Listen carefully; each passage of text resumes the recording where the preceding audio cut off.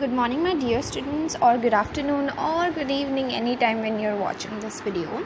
In our today's video I'm going to explain you this chapter which is named The Story of Village Palumpur. Actually it's not a story, or practically we'll see it's a hypothetical story, we could say, which helps us to understand about the basic things that happen. Actually I should say the basic activities, productive activities that are held in a typical village of India. Okay, so let's see.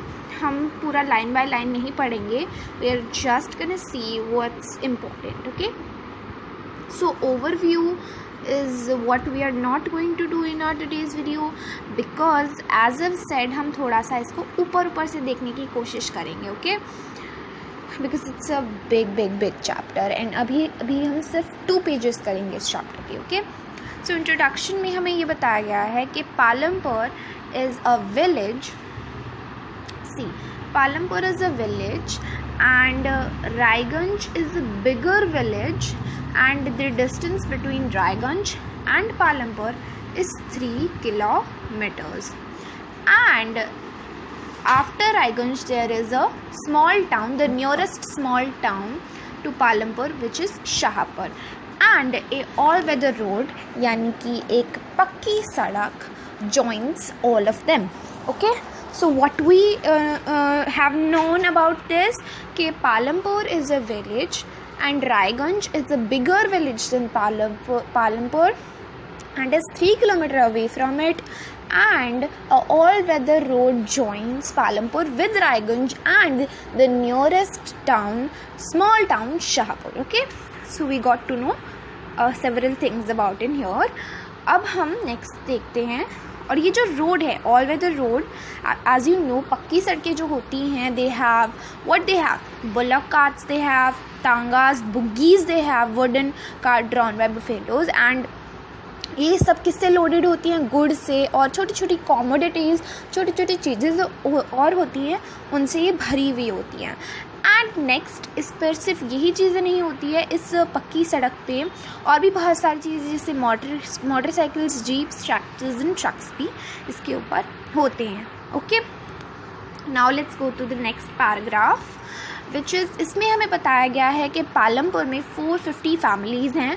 Like it is a typical village as we will see, and it has several castes, मतलब अलग अलग तरीके के धर्म और जाति हैं इस वाले विलेज के अंदर.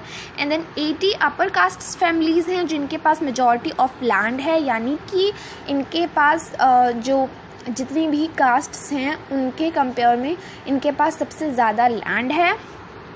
एंड इनके हाउसेस जो हैं वो लार्ज हैं, बड़े हैं, ब्रिक्स से बने हुए हैं, सीमेंट की प्लास्टरिंग्स हैं. और दूसरी की तरफ एससीज यानी कि दलित्स का 1/3, मतलब आप कह सकते हैं कि पूरा जो विलेज है, विलेज में 1/3 जो पॉपुलेशन है वो एससीज की है.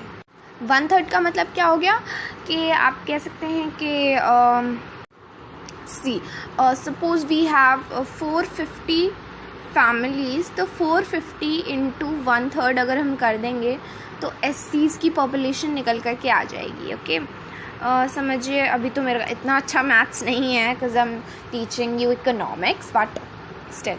ओके, तो यहाँ पर अगर हम देखें, अगर 100 है, अगर 300 जो है लोग होते इस विलेज में, तो 100 जो हैं दलित्स या एससीज होते. ओके, और ये विलेज के कॉर्नर में रहते हैं लोग, एससीज, और इनके छोटे छोटे घर हैं, और कुछ इनमें से घर सिर्फ मड यानी कि मिट्टी और घास फूस से बने हुए हैं. ओके, सो इसमें दिया हुआ है यहाँ के हाउसेस में एक अच्छा इलेक्ट्रिक कनेक्शन का सप्लाई है, इलेक्ट्रिसिटी पावर से ट्यूबवेल्स वगैरह चलती हैं, और छोटे छोटे बिजनेसेस, स्मॉल स्केल बिजनेसेस यहाँ पर होते हैं. ठीक है, यहाँ पर 2 छोटे प्राइमरी स्कूल्स हैं. प्राइमरी स्कूल का मतलब कि जो प्राइमरी शिक्षा देते हैं, जो कि हर बच्चे का अधिकार होता है. 40 देखिए, आप 12th क्लास तक की आप कह सकते हैं इसमें स्कूल्स हैं, और एक हाई स्कूल भी है.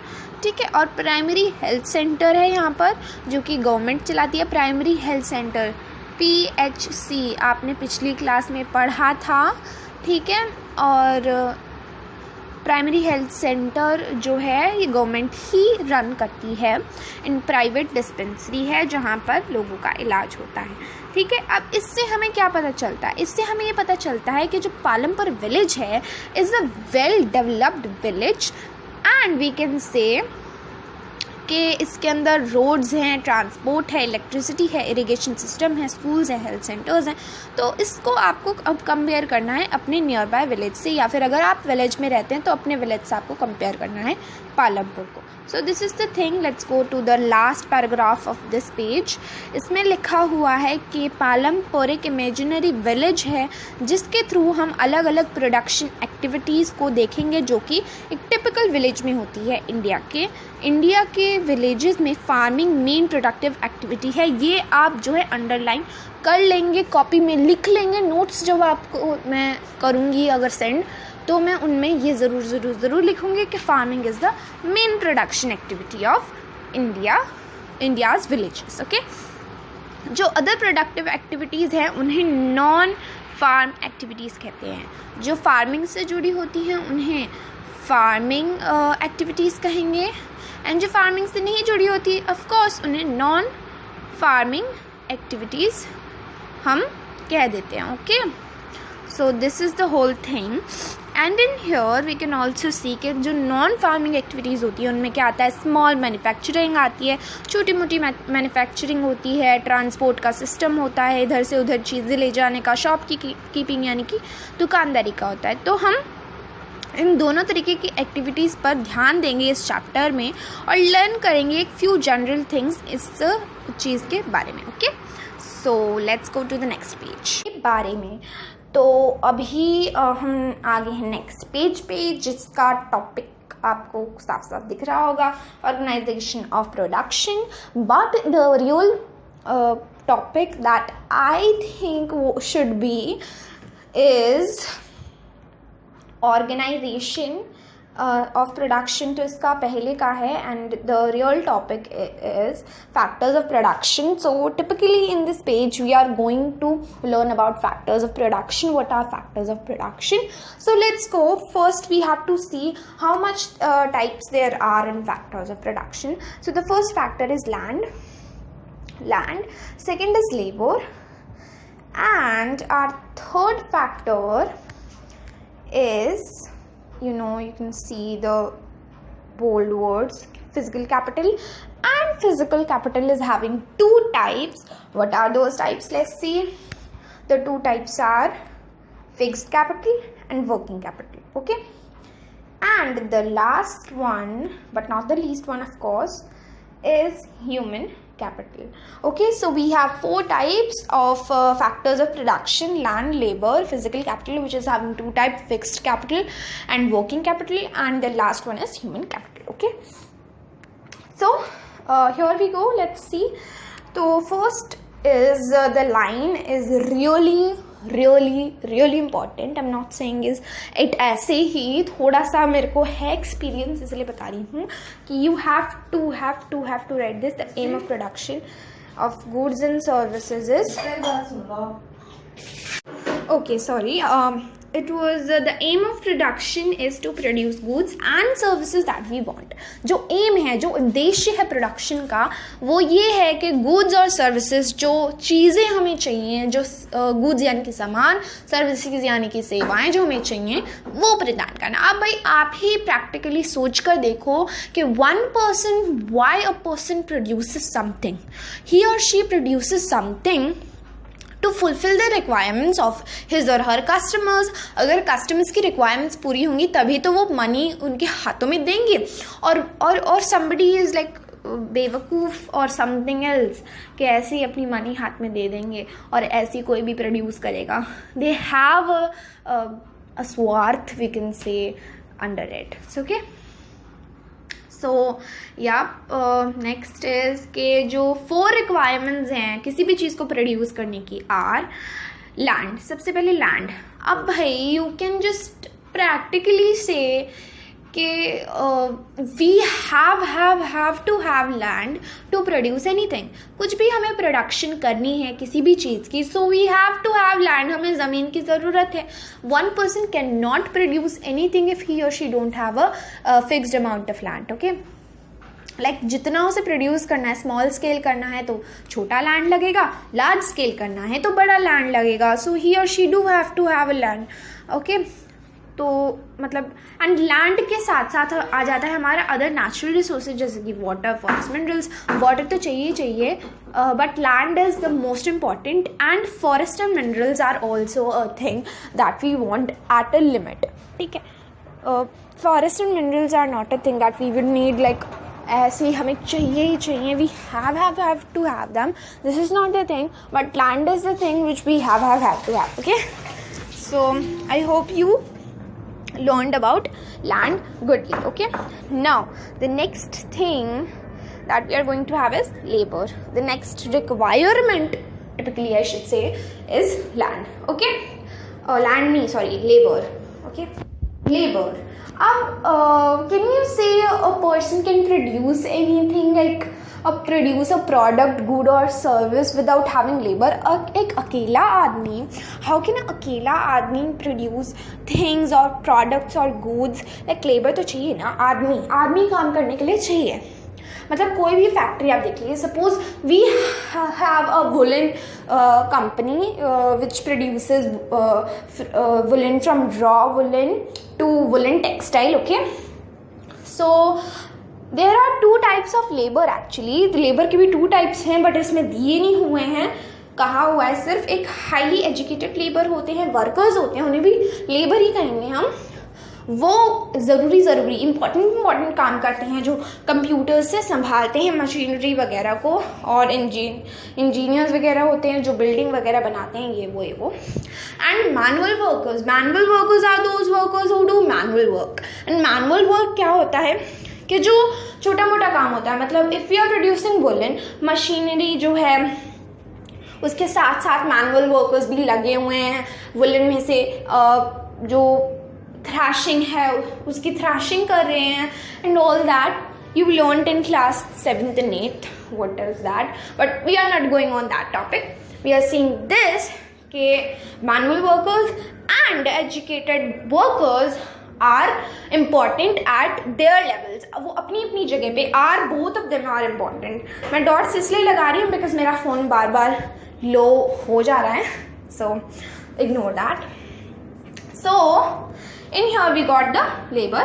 Now physical capital have 2 varieties. Physical capital is something which we put into the production to produce anything. मतलब अगर आपको मैंगो शेक बनाना है तो you have to put milk and you have to put चीनी and at some point, and you have to put milk and you have to put of course mangoes. So those are the inputs.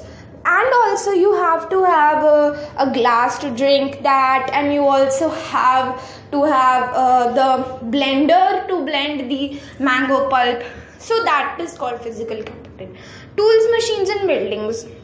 अब किसी भी चीज़ को बनाने के लिए tools चाहिए, सामान चाहिए, बिल्डिंग्स चाहिए जहाँ पे वो बनेगा. लैंड है हमारे पास, बिल्डिंग भी तो चाहिए ना जहाँ पे मशीनरी वगैरह होगी. अगर ऐसे ही लैंड के ऊपर ही करने लग गए तो क्या होगा, कोई कमरा चाहिए ना, and that is called a building also. ठीक है, तो हमें ये सारी चीज़ें चाहिए. और टूल्स, मशीन्स एंड बिल्डिंग्स का क्या होता है, छोटे से छोटे प्लो से लेकर, फार्मर के प्लो से लेकर जनरेटर्स, मशीन्स और कंप्यूटर्स तक, ये सब फिक्स्ड कैपिटल कहलाते हैं. मतलब जिन्हें आप एक बार खरीद लो और बार बार उन्हें खरीदने की ज़रूरत ना पड़े, प्रोडक्शन में काफ़ी साल तक वो यूज़ में आए, उसे हम कहेंगे, क्या कहेंगे, फिक्स्ड कैपिटल. नेक्स्ट हमारी जो चीज़ है वो है वर्किंग कैपिटल. वर्किंग कैपिटल एक चीज़ होती है जैसे कि आप यहाँ पे देख सकते हो, रॉ मटेरियल और मनी इन हैंड. अगर आपके पास रॉ मटेरियल यानी कि कच्चा माल नहीं होगा, वुलन को बनाने के लिए रॉ वुलन चाहिए, and that is called raw material. और अगर आपके पास पैसा नहीं होगा टूल्स, मशीन्स, लैंड, ये वो खरीदने के लिए, तो you can not produce anything. Okay, so you should have raw material and money in hand, जो कि आपको हर बार प्रोड्यूस करने के लिए हर बार आपको लेना ही होगा. So that is called working capital. Okay. Fixed capital जो हमें एक बार खरीदने के बाद बार बार ना खरीदना पड़े सालों तक, एंड वर्किंग कैपिटल जो हमें बार बार प्रोड्यूस करने के लिए बार बार खरीदना पड़े. Okay, so it was tiring but I hope you got something knowledgeable from it. Human capital थोड़ा सा बड़ा है, लेकिन फिर भी मैं आपको इसे जल्दी जल्दी समझाने की कोशिश करूँगी. ह्यूमन कैपिटल जो है उसके अंदर क्या होता है, अगर आपके पास नॉलेज नहीं है, एक आदमी नहीं है जो कि लैंड, फिजिकल कैपिटल, लेबर, इन सबको बांध करके नहीं रखता है, इन सबको बांध के किसी चीज़ को प्रोड्यूस नहीं करता है, नॉलेज ही नहीं है आपके पास उसे प्रोड्यूस कैसे करना है, मार्केटिंग स्ट्रैटेजी क्या है, तो प्रोडक्ट आपका सेल नहीं होगा. तो human capital is the most important thing to produce a thing. Okay, तो ये चारों क्या हो जाएंगे, फैक्टर्स ऑफ प्रोडक्शन. ठीक है, factors of production. I hope you are really clear about. कुछ भी दिक्कत हो, like even a single little bit of दिक्कत अगर you are having, please tell me in the comments. I'll do that also. I'll just clear that out in my next video or so. So I hope you liked. As you can see, कितना सारा मैंने highlighter लगाया हुआ है, so इससे आपको पता लग जाना चाहिए मैं आपको पढ़ाने से पहले कितना पढ़ती हूँ. तो इसके लिए लाइक शेयर सब्सक्राइब कर देना ना यार please. So thanks for watching.